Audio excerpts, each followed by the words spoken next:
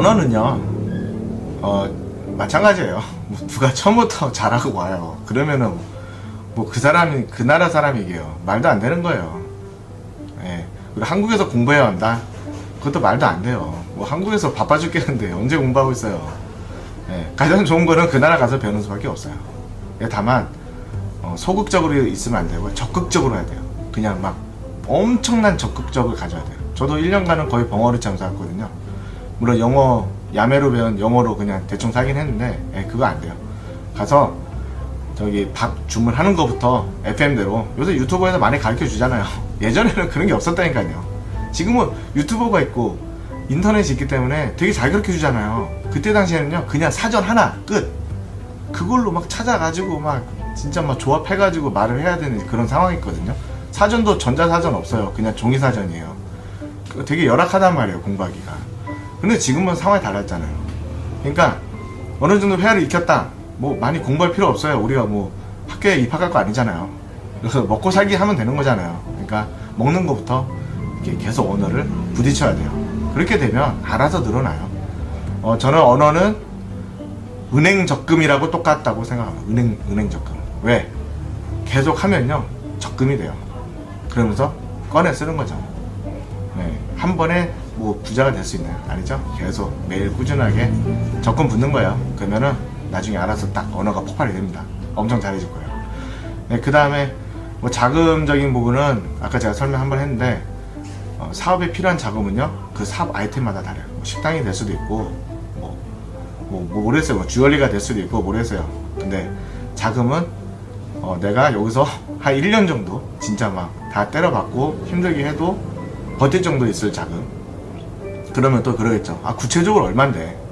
아, 그거야 뭐 반값 빼고 먹는 거 빼고 그 다음에 여기 사무실 임대하고 뭐 그런 거 있을 거 아니에요? 제가 보기에는 적어도 하려면은 한 2-3천만 원은 있어야 되지 않을까, 지금 이 물가에서는.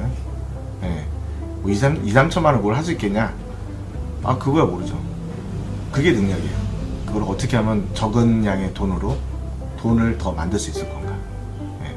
항상 우리는 사업을 한다 그러면 돈을 쓰러 가는 줄 알아요. 원래 돈 벌러 가는 거잖아요. 그러니까 가장 적은 돈으로 많은 돈을 버는 게 가장 좋은 거잖아요. 그렇다면 그것을 하기 위해서 우리가 연구를 하는 거고, 그것을 하기 위해서 날아가서 시장을 보는 거고, 그러면서 발품 팔고 어떻게 하면 좋을지, 그런 거에 대해서 저희가 생각하는 거잖아요. 그렇기 때문에 뭐 1억, 2억 뭐 이런 문제가 아니에요. 이건 내가 가서 얼마만큼 진정성 있게 사업을 할 거냐, 그게 가장 중요합니다. 뭐 1억 있다 해서 성공하는 거 아니고요, 10억을 들고 와도 성공하는 거 아니에요. 1000만 원을 들고 와서 100만 원을 들고 와서도 성공할 수 있어요. 그렇다면 우리가 어떻게 적은 돈으로 투자를 하고 거기서 얼마만큼 실력을 늘려서 그 투자된 금액으로 자본을 늘려갈 거냐, 그런 거에 대해서 우리가 연구를 해야죠. 그 다음에 회사 설립하면 법인은 꼭 해야 되나요? 그렇죠. 법인 말고는 할 게 없어요. 네, 회사 설립을 해야 되는데 처음에 회사 설립 안 해도 돼요. 왜냐? 아직 사업이 안 하잖아요. 사업이라는 건 뭐예요? 돈을 번단 말이에요. 돈을 버는 게 사업이잖아요. 돈을 쓰는 게 사업이 아니에요. 돈을 벌게끔 하는 게 사업이기 때문에, 아직 돈을 버는 단계가 아닌데 사업이라 생각해서 먼저 법인 다 해놓고 비용 다 지출해놓고 그러면 안 돼요.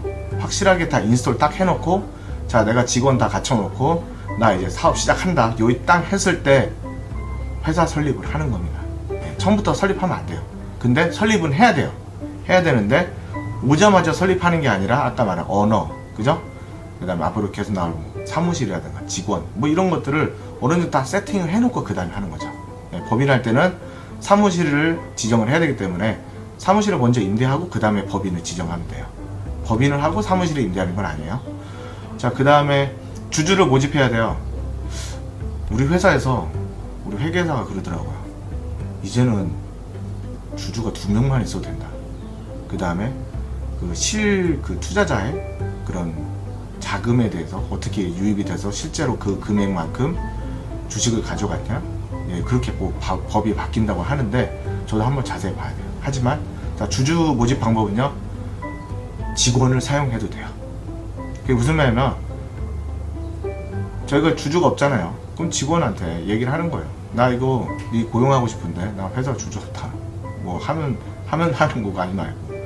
그래서 이 주주 방법은 되게 민감하기 때문에 처음부터 하지 못해요. 계속 거기서 사무실 임대하고 이런저런 사람들 만나면서 얘기하면서 야 너 우리 회사 이름 좀 뭐 어떻게 하자 뭐 이런 식으로 되게 어렵고 민감한 부분이에요. 하지만 꼭 해야 돼요. 근데 그걸 너무 어렵게 생각하면 또 안 돼요. 어차피 퇴짜 맞을 거 각오하면서 아니면 돈 드릴 거 각오하면서 얼마면 되겠냐?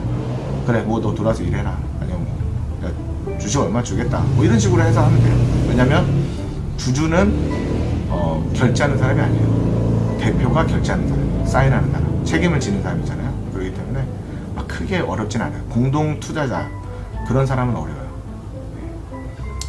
그 다음에 이제 구인 광고인데요. 이것도 심층적으로 다음에 컨텐츠로 다루겠습니다. 왜냐면은 뭐 그냥 일반적인 한국 사람들 알고 있는 것들이 많아요. 뭐 잡타이, 그죠?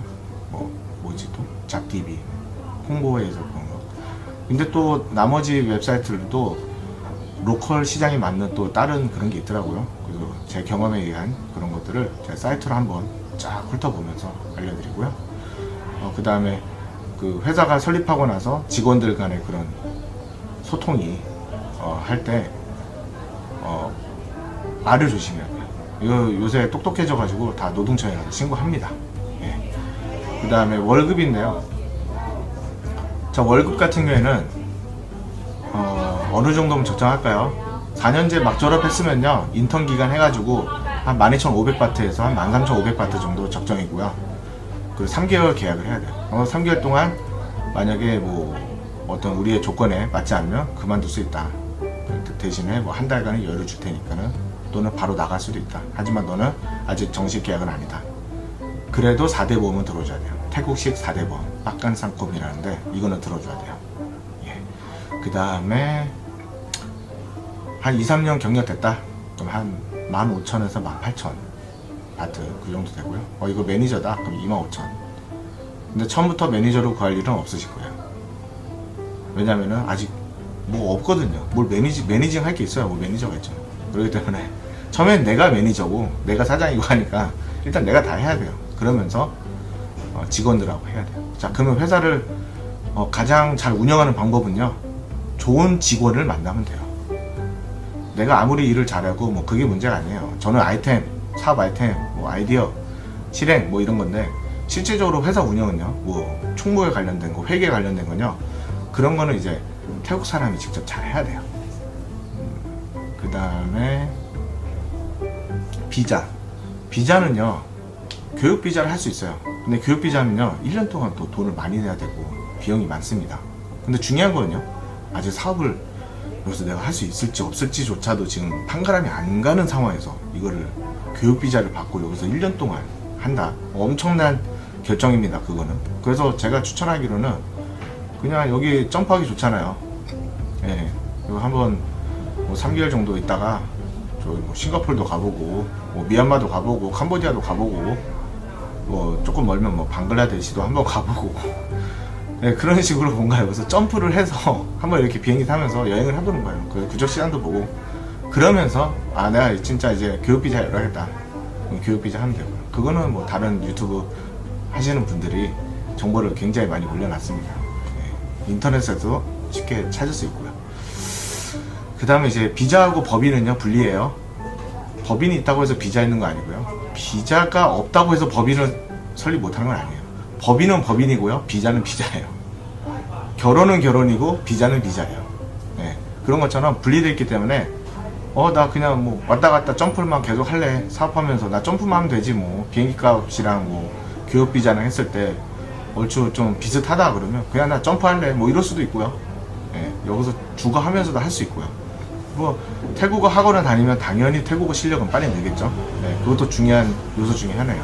저는 태국어 학원 안 다녔어요. 그냥 집에서 이악 물고 공부했습니다. 그리고 나가서 계속 말하고요. 네, 그 다음에 태국인 직원들도 있고 하니까 계속 그러고 살았는데 그럴 각오 있으면은 학원 안 다니셔도 되고요. 만약 그럴 각오도 없다 학원 다니세요. 그래서 체계적으로 공부하는 것도 좋습니다. 자, 그러면 오늘도 좋은 하루 되시고요. 네, 그러면 다음 시간에 또 보겠습니다. 안녕.